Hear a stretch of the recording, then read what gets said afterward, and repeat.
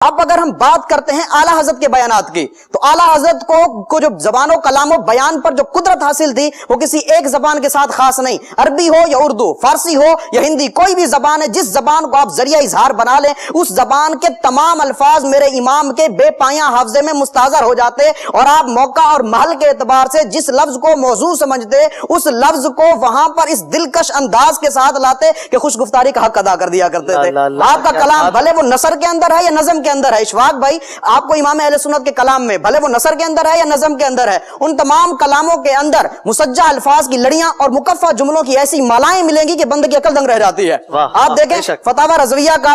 سب سے پہلا عربی خطبہ یہ سب سے زیادہ حیرت انگیز ہے، حیرت انگیز عربی خطبہ ہے، اور یہ بلا شبہ فصاحت و بلاغت کا ایک اچھوتا شاہکار ہے۔ دلکش اشارات، روشن تلمیحات، خوبصورت استعارات اور خوشنما تشبیہات پر مشتمل اس فصیح و بلیغ، بے مثال و بے نظیر، حسین و جمیل خطبے کی خصوصیت یہ ہے کہ اس کے اندر خطبے کے تمام لوازمات و مناسبات، یعنی جو لوازمات ہوتے ہیں حمد باری تعالیٰ ہے، نعت مصطفیٰ ہے، مدح صحابہ ہے، آقا علیہ السلام پر صلاۃ و سلام، آقا علیہ السلام کی آر پر درود و سلام، یہ تمام چیزیں جو ہے وہ کتب فقہ اور آئمہ کے ناموں سے ادا کی گئی ہیں۔ یعنی کتب فقہ کے نام اور آئمہ کے ناموں کو اس انداز میں ترتیب دیا گیا ہے کہ کہیں حمد کے گنچے چٹک اٹھے ہیں تو کہیں نعت کے پھول کھل اٹھے ہیں، کہیں منقبت کے گجرے تیار ہو گئے ہیں تو کہیں درود و سلام کی ڈالیاں بن گئی ہیں، تو اس انداز میں اس کو لایا گیا ہے۔ آپ امام اہل سنت کا ایک خطبہ اٹھا کر دیکھیں، آپ فرماتے ہیں الحمدللہ هو الفقہ الاکبر والجامع الکبیر لزیادات فیض المبسوط الدرر الغرر بالہدایہ ومنہ البدایہ والیہ النہایہ بحمد الوقایہ ونقایۃ الدرایہ وعین العنایہ وحسن الکفایہ۔ حمد ہو گئی، والصلاۃ والسلام علی الامام الاعظم لرسل الکرام مالکی وشافی احمد الکرام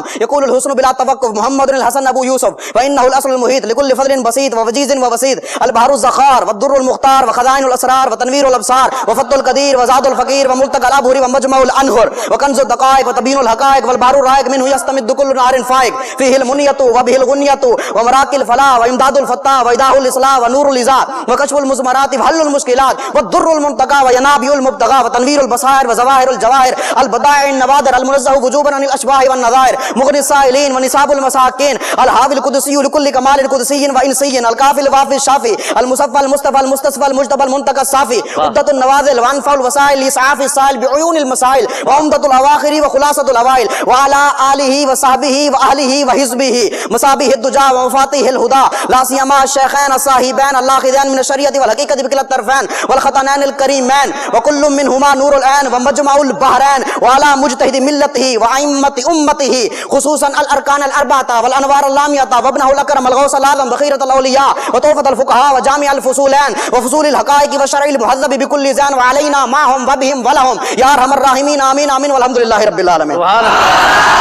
اندازہ لگائیں اشفاق بھائی یہ خطبہ ہے امام اہل سنت کا، اس خطبے کے اندر حمد ہے تو کمال کی حمد ہے، نعت مصطفیٰ ہے تو بے مثال ہے، منقبت ہے تو بے مثال ہے۔ اس خطبے کی ساری خصوصیات گنوانے جاؤں تو وقت کے دامن میں اتنی وسعت نہیں ہے کہ ان کو گنوایا جائے، لیکن ایک خصوصیت اس کی ایسی ہے کہ جو کمال کی خصوصیت ہے، اس کے اندر 90 چیزوں کے نام مذکور ہیں، 80 کتابوں کے نام، 7 اعلام کے اسماء، 3 فقہی اصطلاحات۔ کمال یہ ہے کہ 90 چیزیں مذکور ہیں، کمال در کمال یہ ہے کہ وہ 90 چیزیں اتنی لطافت اور خوبی کے ساتھ مذکور ہیں کہ جن پہ فصاحت بھی ناز کرتی ہے، بلاغت بھی جھوم جھوم اٹھتی ہے۔ ایسا کمال کر دیا ہے، پڑھنے والا حیران مگر ان کے بختوں پہ نازاں دکھائی دیتا ہے، یعنی ایسا کمال کر دیا امام اہل سنت نے اس خطبے کے اندر۔ آپ حمد دیکھیں الحمدللہ والفقہ الاکبر والجامع الکبیر لزیادات فیض المبسوط الدرر الغرر، یہ آگے چلتے چلے جائیں، یہ سارے کتابوں کے نام، اس کے بعد آ جائیں کہ یہ والا جو آپ نے ان کے نام لیے، امام شافعی کا نام لیا، اب داغ پر معنی پتہ کیا ہے؟ والصلاۃ والسلام علی الامام الاعظم، درود و سلام تمام یعنی انبیاء کے امام اعظم یعنی نبی اکرم پر، نعت بھی ہے اور امام اعظم کا ذکر بھی ہے، ذکر بھی آ گیا، دو چیزیں۔ اب دیکھیں مالکی وہ میرے مالک ہیں، آقا کریم میرے مالک ہیں، امام مالک کا ذکر آ گیا، شافعی یہاں معنویت عقیدے کی وضاحت بھی کر دی کہ آقا کریم شفاعت فرمانے والے بھی ہیں، میری شفاعت کرنے والے بھی ہیں، اس سے آگے بھی عقیدے بیان کر دی۔ یہاں پر دیکھیں کمال کر دیا امام اہل سنت نے، آقا علیہ السلام وجہ کائنات ہیں، مبدأ کائنات ہیں، اصل کائنات ہیں، یہ ہمارا عقیدہ ہے، اس کو فإنه الأصل المحیط لكل فضل بسيط ووجیز ووسيط یہاں سے دیکھیں بیان کر دیا۔ اور اس سے پہلے امام اعظم کے جو 3 شاگرد ہیں، اس ایک جملے کے اندر یقول الحسن بلا توقف محمد الحسن ابو یوسف، تینوں شاگردوں کے نام آ گئے۔ یہاں پر دیکھیں یہ نعت ہو گئی، منقبت کیسے ہے؟ منقبت پہ کمال کر دیا۔ وہ اس طرح دیکھیں کہ جس مسئلے کے اندر اندر امام اعظم